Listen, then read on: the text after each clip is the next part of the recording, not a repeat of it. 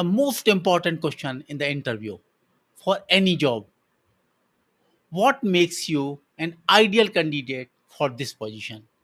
This question may come in different shapes. Why you think you are the right fit for this job? Why you think you are the best candidate for this job? Why you think we should give this job to you?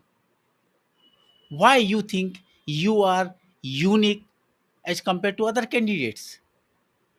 Why you think you are the most desirable candidate for this position? So this question may come in any form to you. But in almost all the interviews, I mean almost 100% interviews, this question is going to come. And the interviewer or the interview panel is going to see whether you are an ideal candidate for them or not. If you are applying to the right job, the job you are most fit for, this is the ideal situation scenario. You are going to get interview call and you are going to select it. But if you are going to apply for any job, you will feel frustrated because you are not going to get interview calls, and the chances of selections are very very rare. I don't think there are any chances of selection. So be aware of that. Before applying for any job, make sure, ask yourself whether you are an ideal candidate for this position or not.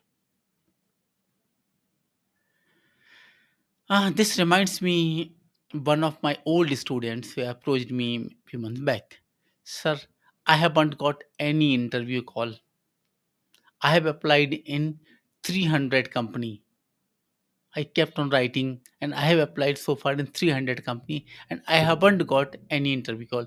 Can you refer me to some company, many HRs and executives? So of course it was a worrying situation. So I asked him how you are applying. So he told me that I see ads in different portals and newspapers and then I apply. So I asked him what you are doing exactly.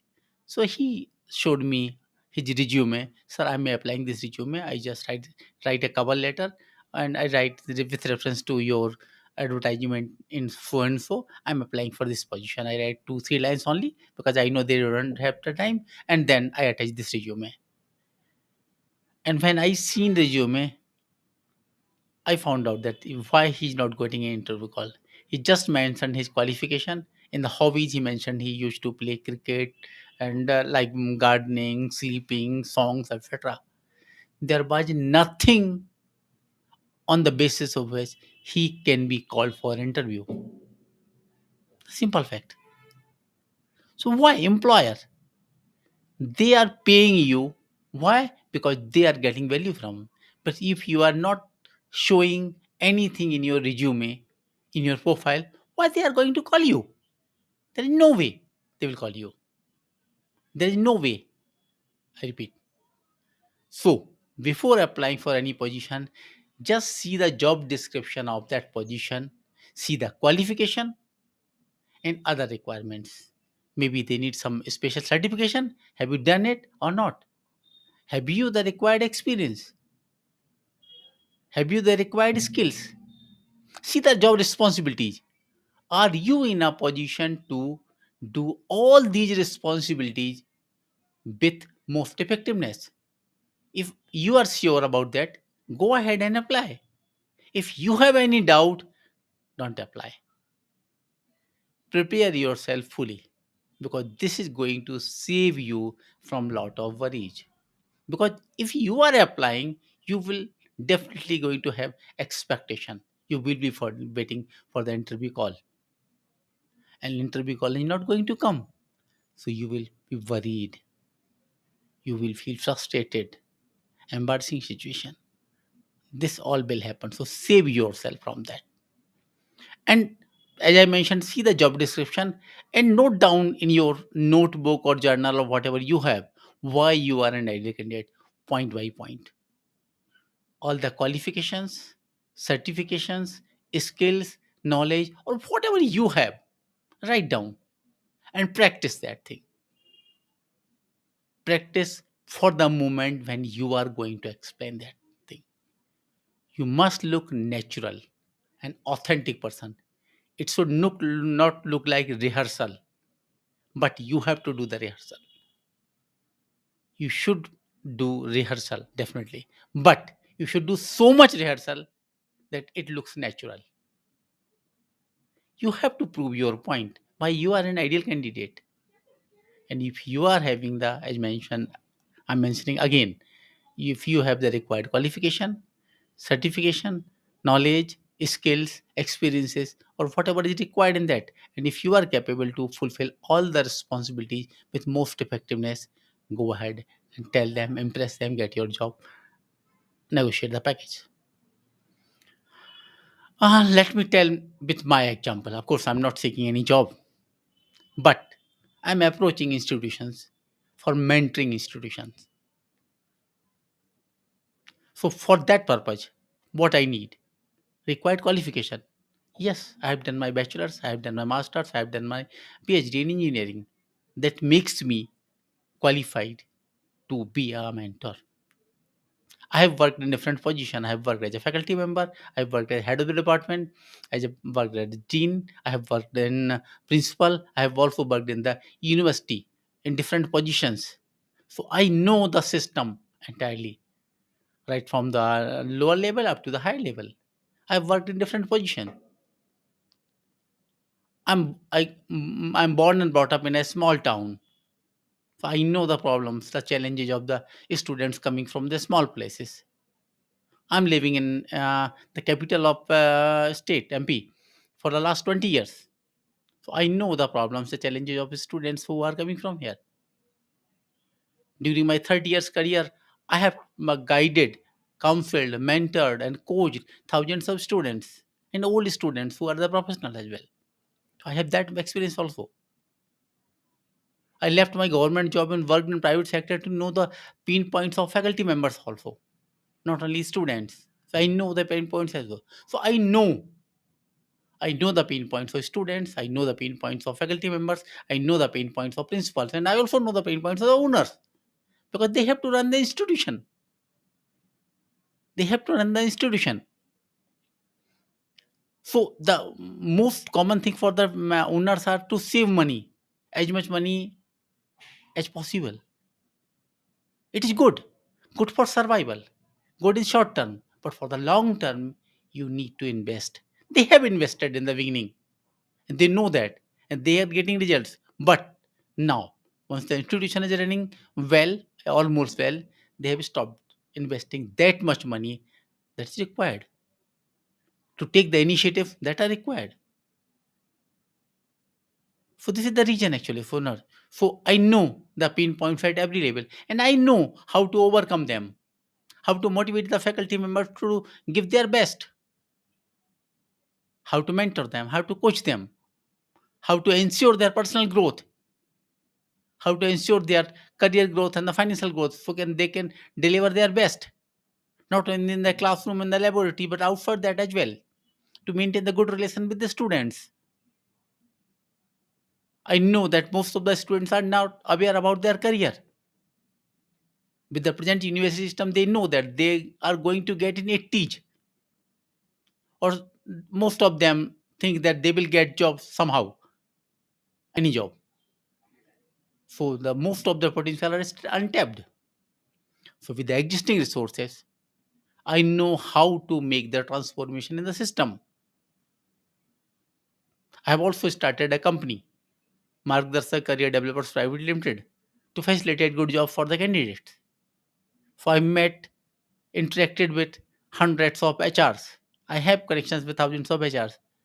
So I'm a bundle of teacher, or mentor, coach, recruiter with experience of small places as well as places, knowing well aware about the system at different levels.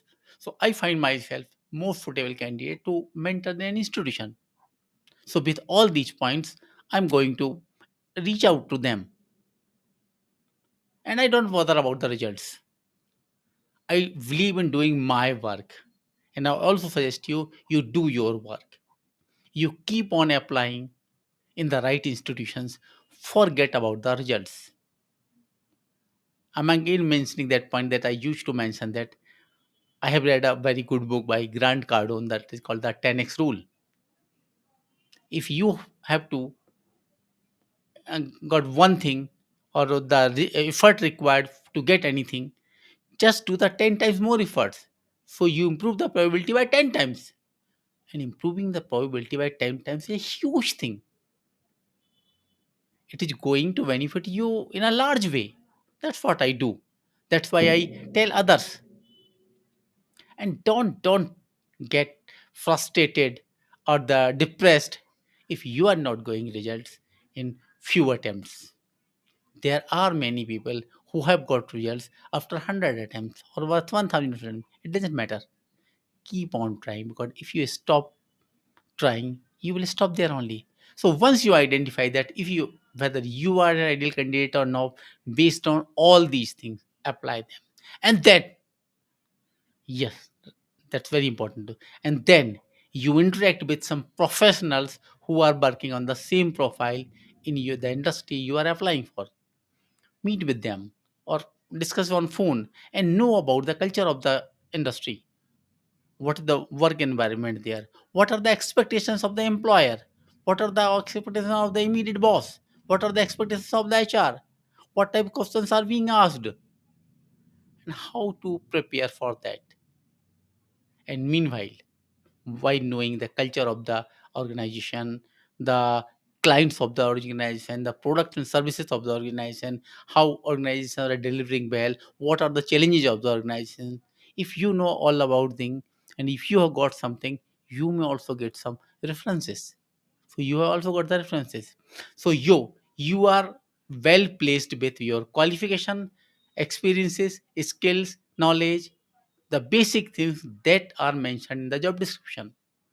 You have met some candidates, so you know about the culture of the company, the product, services, and the positive points, the vision and mission of the company, and everything else that is required to know. And you also got the referral, because you have got all these things. So these things, the bundle of all these things, make you an ideal candidate. Getting my point? Not only fulfilling all the things that are mentioned in the job description, even though you are fulfilling all the things, you may not get the interview call, I tell you, because there may be thousands of persons for one position. So you may not get the interview call. But as I mentioned, if you know some employee and you got up to know about different aspects of the company, and you got some referral for you, you are going to get interview call. And if you are going to get interview call, when you sit in the interview room with the interview panel, you are going to tell them about all your strengths that make you an ideal candidate, along with discussing the matters related to the company, that show them that yes, you are a curious person, you are interested to work in the companies, that's why you know all this about the company. And also you have good friends in the company, so you are trustworthy as well. So who will not select such a candidate? Tell me, if you are owner of a company and you have to select one person, and so if you are getting someone with so many things, you are going to have them. Even if you have to pay a somewhat larger amount than you have thought earlier, that's going to happen with you as well. And that's my suggestion to you. Apply only to those companies where you feel you are an ideal candidate based on the job description. That is the most important step. If you are applying to very few companies, that's perfectly all right, I tell you. Applying to so many companies doesn't provide you a good job. Never. Apply only to the specific companies. You have some credential, remember. Never apply to any random company. Apply to the specific company for a specific job you are most fit for. Then you know about everything about the company through website of the company, through other internet resources, and through some professionals in the company. Get referral from them, go to the interview room and then tell about yourself based on the so much rehearsal that you have made maybe for few weeks, so that it looks natural, it looks authentic, and you seem to be the best candidate or an ideal candidate for the position. So if you have any query on that, ask me. I will be happy to help you out. But I will need everything about you, why you are an ideal candidate and why you are feeling not confident to apply for that position. And if you have failed, let uh, tell me what happened exactly. Which type of resume have you sent, the cover letter, the referral or thing, what happened in the interview journal. As I mentioned that even if you fail, don't worry, don't worry. Based on those experiences, think positive that you have got so much experience. You got to know some people, you got to know some questions, uh, the answers of which you could not give at that time, on more things that you have learned. Think positive that you have upgraded yourself a little bit, so that next time you can crack the interview, or the next to next time. So keep on learning. This is a journey. Keep on learning, keep on moving ahead. You will succeed. Maybe in 2 attempts or 5 attempts or 10 attempts, it doesn't matter. If you keep on trying, you will. So make yourself an ideal candidate. If there are any gaps, fulfill those gaps. There are so many courses available you can do within weeks, or you can get experience in the similar company. If your experience required for your dream company is somewhat larger, everything is possible if you have that mindset and if you are ready to grow yourself day by day.